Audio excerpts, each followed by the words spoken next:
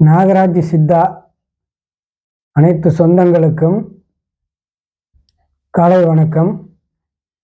இப்போ இந்த காணொளி எதற்காக என்றால், தைப்பூசம் வருகிறது. எனது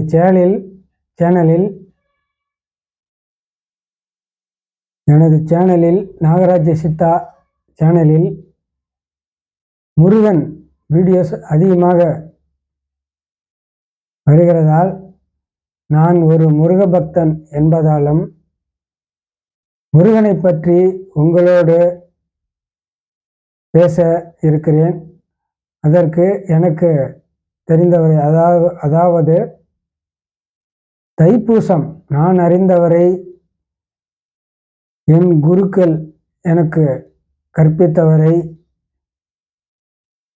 உங்களோடு பகிர இருக்கிறேன். இந்த தைப்பூசத்தை பற்றி எனக்கு தெரிந்த நான் அரிய பெரிய கோயில்களுக்கு நீங்கள் என்னுடைய வீடியோஸ் பார்த்தீங்கன்னா தெரியும். எல்லா முருகன் கோயில்களுக்கும் நான் சென்று வந்திருக்கிறேன். சில கோயில்கள் மட்டும் செல்ல வேண்டி இருக்கிறது, அதற்கும் செல்வேன். இந்த தைப்பூசத்தை பற்றி உங்களோடு இப்போ பேச இருக்கிறேன். தைப்பூசம்னா இப்போ என்னங்க அப்படின்னு கேட்டிங்கன்னா, பழனி முருகன் மிகவும் முதன்மையான ஒரு ஸ்தலமாக இருக்கிறது. தைப்பூச விழாவில் எல்லா முருகன் கோயில்களிலும் தைப்பூசம் திருவிழா நடந்தால் கூட, முருகன் கோவிலில் பழனி முருகன் பாலதண்டாயுதபாணி கோவிலில் மிகவும் சிறப்பம்சமாக பால் காவடி, பன்னீர் காவடி, இப்படியாக காவடிகள் சுமந்து பக்தர்கள் பாத யாத்திரையாக வருகிறார்கள். அது கண்கொள்ளா காட்சியாக இருக்கிறது. தைப்பூசத்திற்கு ஒரு வாரத்திற்கு முன்பாகவே அனைத்து ஊர்களில் இருந்தும் காவடிகள் தோளில் சுமக்கப்பட்டு ஆடிக்கொண்டு பாடிக்கொண்டு முருகனை உள்ளார உருகி அவர்கள் அந்த முருகனின் மஞ்சள் பச்சை வேட்டியை அணிந்து மயிலிறகு சுமந்த அந்த காவடி ஆட்டத்தில் வரும்பொழுது கண்ணுக்கு அவ்வளவு கண்கோடி வேண்டும் என்று சொல்லலாம். மேளதாளங்களோடு ஆடி பாடி முருகனை வழிபட்டு பால் காவடி, பன்னீர் காவடி, புஷ்ப காவடி என்று அவர்கள் சொல்லி அந்த காவடியை சுமந்து வரும்போது அலகு குத்தி தன் முதுகலியும் உடம்பிலையும் முருகன் ரதத்தை அலகில் குத்தி இழுத்து வருகிறார்கள். பாத யாத்திரையாக பல்லாயிரம் மைல்கள் கடந்து பழனிக்கு வருகிறார்கள். இவை அனைத்தும் முருகனுடைய கருணைதான். என்ன கோரிக்கை வைக்கிறோமோ அந்த கோரிக்கையை முருகன் நிறைவேற்றுறாருங்க. அதில் சந்தேகமே கிடையாது. நான் பல தடவை பழனி போயிருக்கேன். பழனி போயிட்டு முருகனை பார்க்க முடியாத ஒரு சூழ்நிலையில் கூட்டத்தில் திரும்பும் போதும் விடுறதில்லை. அவர் கூட்டிகிட்டு போய் காட்சி கொடுத்துட்றாரு. அப்படிப்பட்ட பழனி முருகனுடைய மகிமை. இந்த தைப்பூச திருநாள் இவ்வளோ சிறப்பாக நம்ம கொண்டாடுறதுக்கு பல காரணங்கள் இருக்கின்றன. உலகில் முதலில் நீர் தோன்றியதாக சொல்கிறார்கள். அந்த நீரிலிருந்து உயிர் தோன்றிய அந்த அற்புதமான நாள் இந்த தைப்பூசம் என்று கூறப்படுகிறது. பிறகு சூரபத்மனை அழிக்க சூரசம்ஹாரத்தில் தேவர்களையெல்லாம் வாட்டி வதைத்த அந்த சூரபத்மனை அழிக்க, தேவர்களையெல்லாம் துன்புறுத்திய அந்த சூரபத்மனை அழிக்க, உலகத்தையே துன்புறுத்தி வந்த அந்த சூரபத்மனை என்ன செய்வது என்று தேவர்கள் திக்குமுக்காடி அவர்கள் செய்வதறியாது அன்னை பார்வதி தேவி பராசக்தியிடம் தஞ்சமடைகிறார்கள். தஞ்சமடைந்தவுடன் அன்னை பராசக்தி என்ன செய்கிறார்? பொறுங்கள், உலகையே காத்து ரட்சிக்கும் ஈசனிடம் முறையிடுவோம் என்று எல்லாரும் சென்று பரமேஸ்வரனிடம் முறையிடுகிறார்கள். இப்படி சூரபத்மன் தேவர்களை துன்படுத்துகிறானே சுவாமி, அவனை நீங்கள் கண்டுகொள்ள மாட்டீர்களா? அவனுடைய அழிவுக்கு வழிதான் என்ன என்று அனைவரும் பார்வதி தேவி சுவாமி சிவபெருமானிடம் முறையிடும்போது அவர் சொல்கிறார், இவை அனைத்தும் நான் பார்த்து கொண்டுதான் இருக்கிறேன். அவன் வாங்கிய வரங்களை வைத்துத்தான் நாம் உருவாக்க முடியும் அவனை அழிக்க. அப்படி என்று தனது இதற்கு முடிவு வந்துவிட்டது என்று சிவபெருமான் சொல்லி, சற்று இருங்கள், பொறுமையாக இருங்கள், அதற்கு காலம் வருகிறது என்று சிவபெருமான் ஆயத்தமாகி தனது நெற்றிக் கண்ணால், நெற்றி பொறிகளால் 6 குழந்தைகளை உருவாக்குகிறார். அவரே நாம் அன்றாடம் முருகா முருகா முருகா என்று சொல்லுகின்ற ஆறுமுகம். எதற்கெடுத்தாலும் கலியுக வரதன் கந்தன், இந்த உலகத்தையே காத்து ரட்சிக்கும் முருகன், தமிழ் கடவுள்.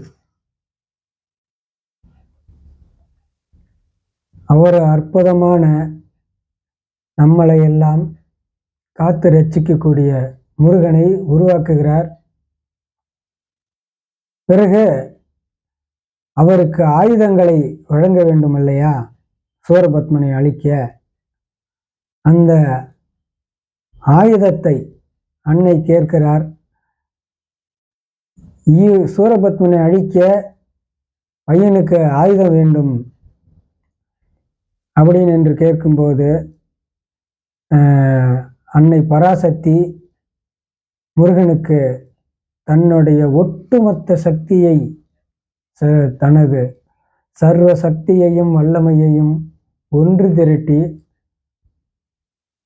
அன்னை பராசக்தி ஞான வேலை, அந்த சக்தி வேலை வழங்கிய நாள்தான் இந்த தைப்பூசம் திருநாள் என்று கூறப்படுகிறது. வேல் கொடுத்த நாளாம் இந்த தைப்பூச திருநாள் என்று கூறப்படுகிறது.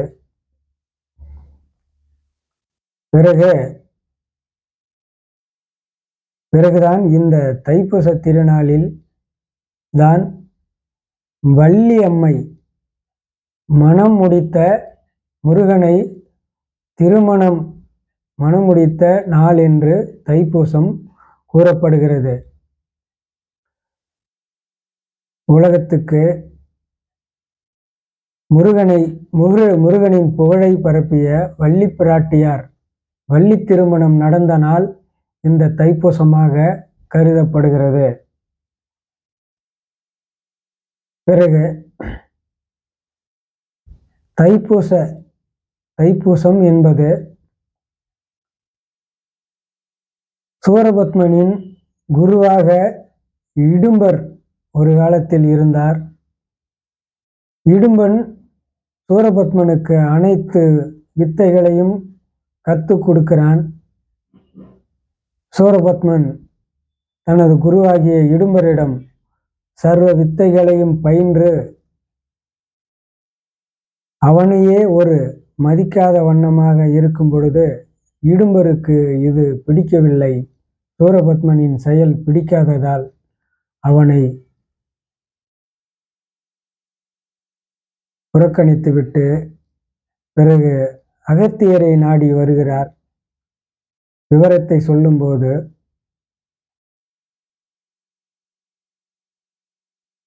சிவகிரி சக்திகிரி என்ற மலை கைலாயத்தில் இருக்கிறது, அதை கொண்டு வா என்று அகத்தியர் சொல்லும் பொழுது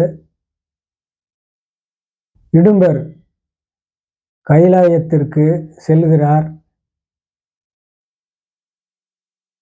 கைலாயத்துக்கு சென்று அந்த சிவகிரி சக்திகிரி என்ற 2 மலையையும் இடும்பர் காவடியாக ஒரு முன்பக்கம் சிவகிரியும் பின்பக்கம் சக்திகிரியும் கட்டி தோளில் கட்டி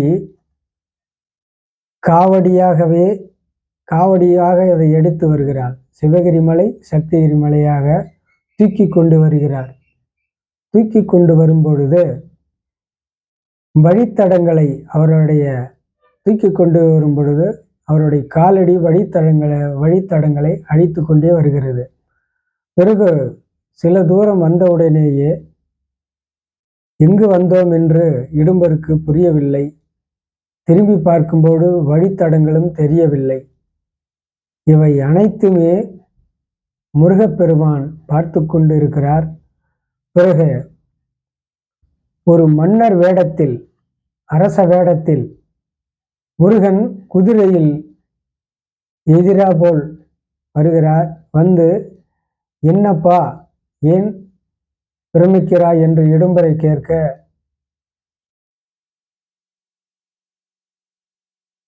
மன்னா, இங்கு எனக்கு வழி தெரியாது இருக்கிறது, எந்த வழியில் நான் செல்ல வேண்டும் என்று இடும்பர் கேட்க, அதற்கு ராஜாவாக அரசராக இருக்கும் முருகன் சொல்கிறார், நீ ரொம்ப களைப்படைந்து விட்டாய், உனது சுமைகளை இறக்கி வைத்துவிட்டு சற்று இளைப்பாறு என்று சொன்னவுடனேயே இடும்பர் அந்த காவடி, அந்த சக்திகிரி மலையையும் சிவகிரி மலையையும் தோளிலிருந்து கீழே இறக்கி வைக்கிறார். இறக்கி வைத்துவிட்டு இளைப்பாறை விட்டு இடும்பர் எழுந்தவுடன் அந்த சிவகிரி மலையில் ஒரு சிறு பாலகன் அமர்ந்திருக்கிறான். பிறகு தூக்கும் பொழுது அந்த மலையை இடும்பரால் தூக்கவே முடியவில்லையாம். பாலகா, இந்த மலை நான் கொண்டு வந்தது, நான் எடுத்து செல்ல வேண்டும், நீ கொஞ்சம் இறங்கிக்கொள் என்று இடும்பர் சொல்கிறார். அதற்கு அந்த பாலகன் சொல்றான், நான் இறங்க மாட்டேன், நான் இங்கே தான் உட்கார்ந்துருப்பேன் என்று முருகன் வடிவில் இருக்கும் பாலகன் சொல்கிறான். என்னையே நீ இப்படி சொல்கிறாயே என்று இடும்பர் கோபப்பட்டு பாலகனை எதிர்க்க துணிகிறார். அவர் எதிர்க்க நினைத்த உடனேயே முருகனின் சக்தி இடும்பரை சாய்த்து விடுகிறது, கீழே விழுந்து விடுகிறார். பிறகு முருகன் காட்சி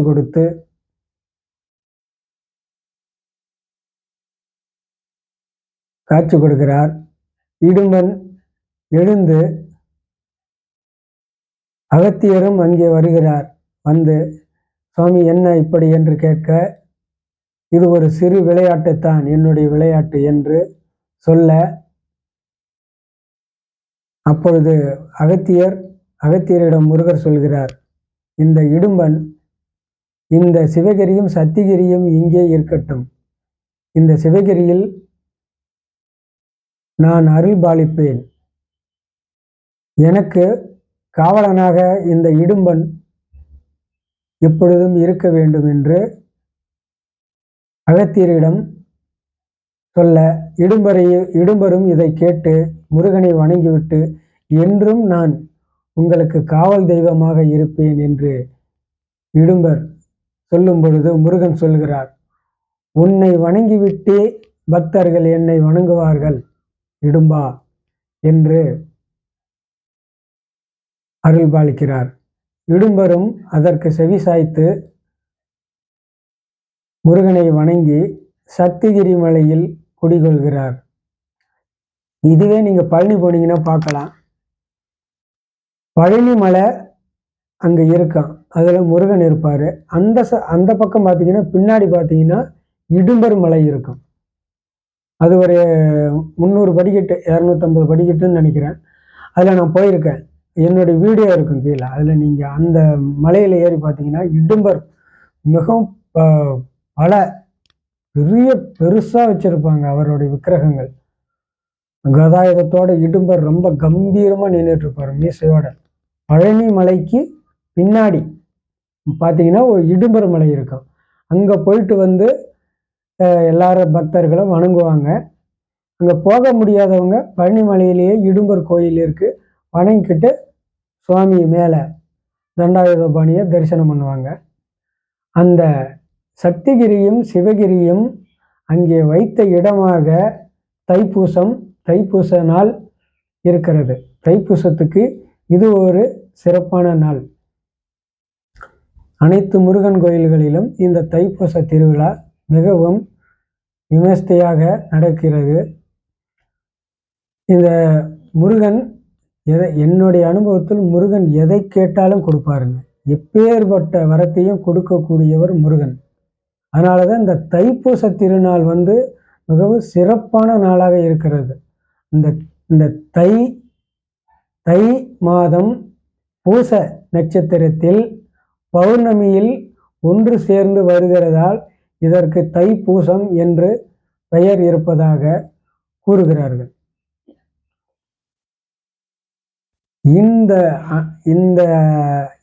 இன்னைக்கு இந்த தைப்பூச திருநாள் அன்னைக்கு எதை நினைத்தாலும், முருகனை எதை நினைத்து வணங்கினாலும் உங்களுக்கு அது நிறைவேறும் என்பது 100% 100% உண்மை. அதனால் நீங்கள் கண்டிப்பாக இந்த தைப்பூச நாளன்று முருகனை வழிபட வேண்டும்.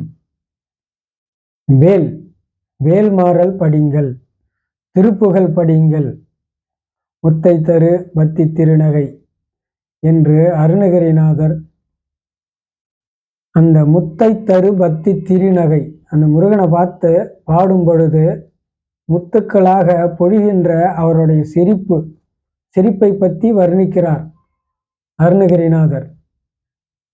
பக்தி திருநகை, அந்த பக்தியோடு பார்க்குகின்ற அந்த முகத்தை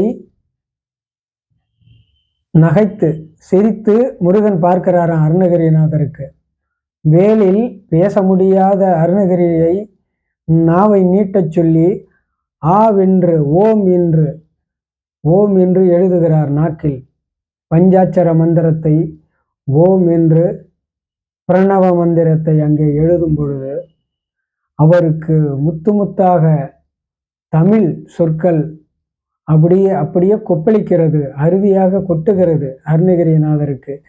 செய்வதறியாது முருகனை பார்த்து, புன்னகைத்த முருகனை பார்த்து அந்த திருப்புகழ் பாடுகிறார்.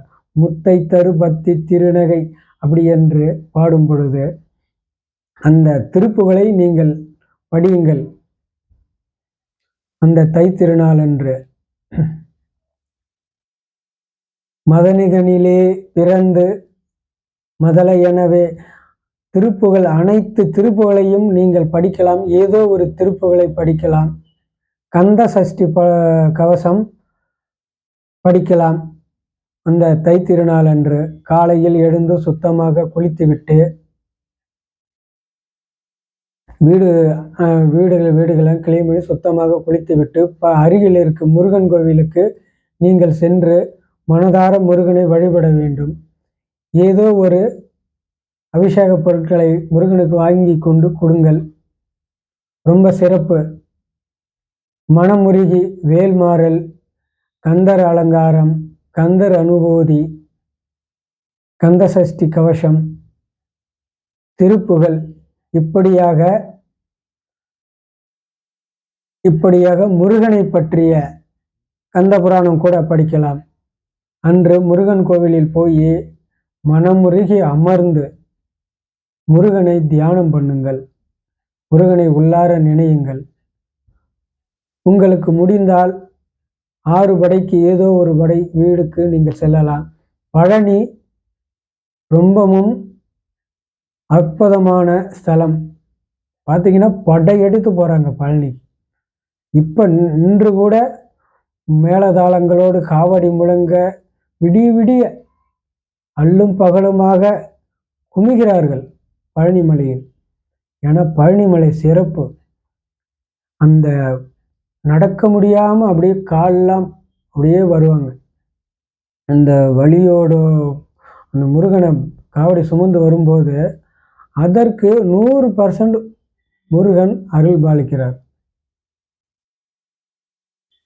தன்னுடைய பக்தியை வருத்தி வெளிப்படுத்தி வரும் பக்தர்களுக்கு முருகன் அவர்கள் எவ்வளவு பக்தியாக இருக்கிறார்கள் என்று அந்த பக்திக்கு தகுந்தாற்போல் முருகன் அருள் பாலிக்கிறார். அது மட்டும் அனைவருக்குமே ஒரே மாதிரி தான் அவர் அருள் கொடுக்கிறார். ஆனால் நம் முருகன் மேல் எவ்வளவு பாசத்தை வைக்கிறோம், எவ்வளவு அன்பை வைக்கிறோம் என்று தன்னை வருத்தி தான் முருகனிடம் செல்லும் பொழுது எப்படி முருகனிடம் பக்தியை காட்டுகிறோம் என்பதுதான் இந்த பாத யாத்திரை, அலகு குத்தல், காவடி எடுத்தல் அனைத்துமே.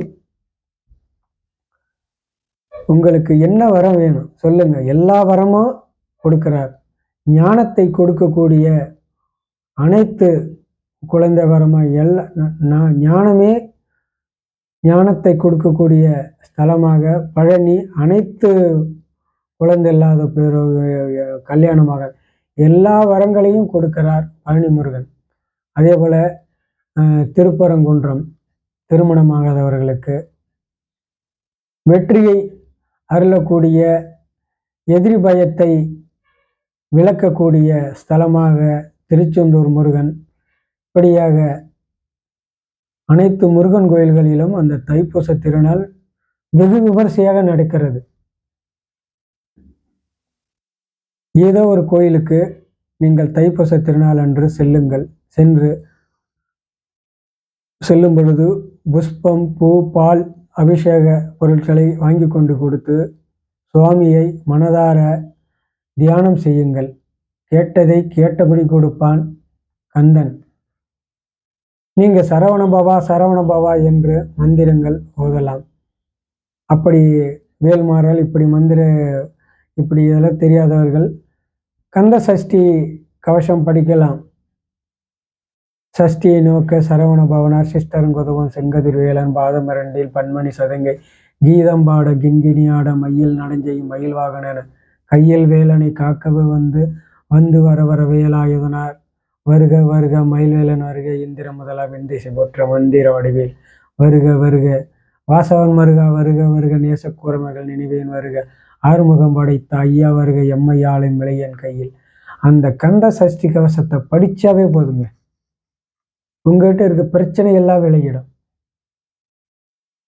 ஏதோ ஒரு கடையில், ஒரு பூஜா ஸ்டோரில் உங்களால் முடிஞ்ச ஒரு செம்பு வேலை வீட்டில் வச்சு அதுக்கு அபிஷேகம் பண்ணுங்க, பால் அபிஷேகம் இப்படி பண்ணுங்க.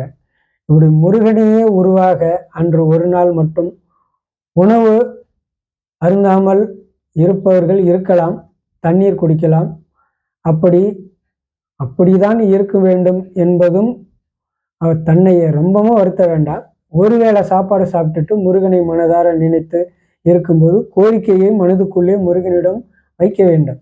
எனக்கு இவ்வளோ கோரிக்கை, எனக்கு இவ்வளோ குறை இருக்குது, எனக்கு இத்தனை பிரச்சனை இருக்குது, இதை தீர்த்து வை என்று முருகனிடம் நம்ம முறையிடலாம். அங்கே குறைகளும் பிரச்சனைகளும் கஷ்டங்களும் தீர்க்கப்படுகிறது. எல்லாருக்கும் இப்போ பிரச்சனை தீர்ந்து போகுதானா? கிடையாது. ஏன்னு கேட்டிங்கன்னா, இப்போ பயங்கரமான வெயில் அடிக்குது, மூச்சு வாங்குது, நம்மளால் நடக்கவே முடியல, பொடி சுடுது, கால் சுடுது. ஒரு மரத்தை நிழலை ஒதுங்கிறது இல்லையா, அந்த மரத்தை நிழலாக ஒரு மழை பயங்கரமாக பெய்யுது. மழை பெய்யும்போது ஒரு கொடை பிடிக்கிறோம் இல்லையா, அந்த கொடையாக முருகன் நமக்கு அந்த பிரச்சனைகளை தீர்த்து வைக்கிறார். முருகனுடைய அருள் தீர்த்து வைக்கிறது. அதனால் அன்று ஒரு நாள் சிறப்பான திருநாள், தைப்பூச நன்னாள் அன்று முருகனை நீங்கள் வழிபட வேண்டும். பூ, புஷ்பங்கள், பூ, பழம் இவைகள் அனைத்தும் வாங்கி கொண்டு முருகன் கோயிலுக்கு செல்லுங்கள். முடிந்தவர்கள் ஆறுபடை வீடுக்கு செல்லுங்கள். பழனி போங்க, மருதமலை போங்க. குடும்பத்தோடு வீட்டிலேயே போட்டோ வச்சு நைவேத்தியம் பண்ணி முருகனை மனதார வணங்குங்க. இந்த தைப்பூச திருநாள் உங்கள் துன்பங்களையும் உங்கள் கஷ்டங்களையும் உங்களுக்கு வரங்களையும் அள்ளித்தரும் திருநாளாக இந்த தைப்பூச திருநாள் அமையும் என்று நான் மனதார கேட்கிறேன். முருக பக்தர்கள் அனைவருக்கும் நன்றி, வணக்கம்.